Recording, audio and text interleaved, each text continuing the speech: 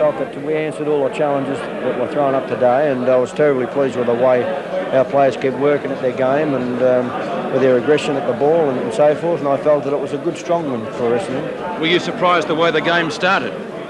Oh no, I think that we, as I'd mentioned to the players before the game, that it's a sort of a finals type football, and I explained to them that they had to be prepared for anything that would happen before the game, at the start of the game, or during the match. And I'm sure that I felt that our players handled the situation very well, and I felt that we will become a better and stronger unit because of it. And a welcome visitor in the Bomber rooms after the game was full forward Paul Salmon. Paul was now back on his feet after a knee reconstruction operation following the Collingwood game in round 13. Got the cast off during the week, and I've got this pretty noticeable brace on at the moment for a few weeks, and then I'm on my own again. What did you think of the match? From a commentator's point of view, I was glad I was on the other side of the fence. Well, listen, I thought I was only 19, but I tell you, I felt like 40 up there today. It was pretty hard. It was a great game to watch, though. I would have paid for it today, so you would have been very proud of the boys? Oh, excellent. It's unbelievable. I mean, it just goes to show we're a completely different side this year. We'll fight it right to the end this year, and that's why we're going to win the premiership.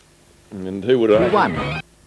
Great game, Sandy. I really enjoyed it between two top sides who really played finals pressure football. It was a game where it was very hard to get a kick. No player was able to break clear, and there was a lot of smothers, and it really was great to see Carlton and Essendon turn it on as they have so many times in the past. Essendon, there's no doubt about them. They're deserving of their 2 games clear at the top of the league ladder. They're strong, they're big, they're tough, they're adaptable.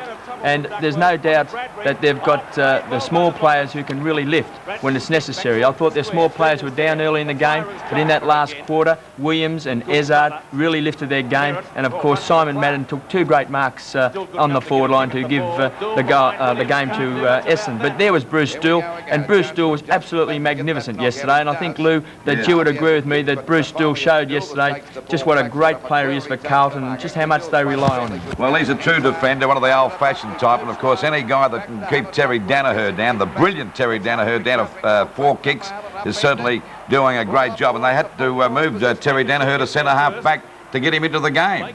Walsh has been a player that has come under a lot of criticism, but Kevin Sheedy's, his faith in Walsh once again was vindicated yesterday. He played very well at centre half back. He then played very well at centre half forward, and he kicked a very important goal at the start of that final quarter. I think, Sandy, it's important to say this, that Carlton had the opportunity to overcome that psychological advantage that Essendon has had on them, but they blew it in that last quarter. Who won the competition between the 2 Maddens, Justin and Simon, in the ruck?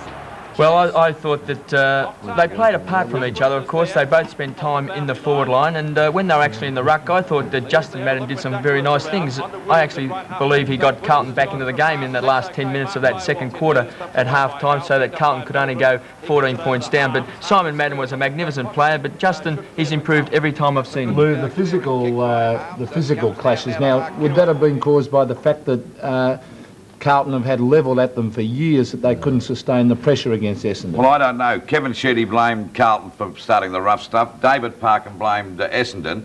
But I possibly think that Carlton went out there too to prove that they couldn't be stood over, and Essendon possibly said, well, OK, we want to remain the bosses of this show. And that's how it happened. But let's say this quite seriously, Sandy.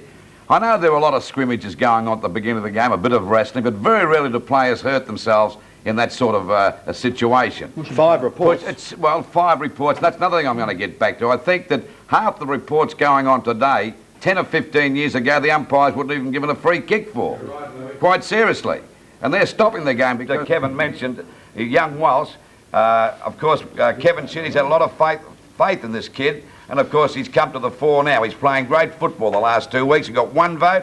Duckworth, a great, strong player, old-fashioned, loses plenty of vigour, and that's what every side has to have if they're going to win a final. And, of course, one of the greatest defenders of all time goes to, got my 3 votes, Bruce Doull.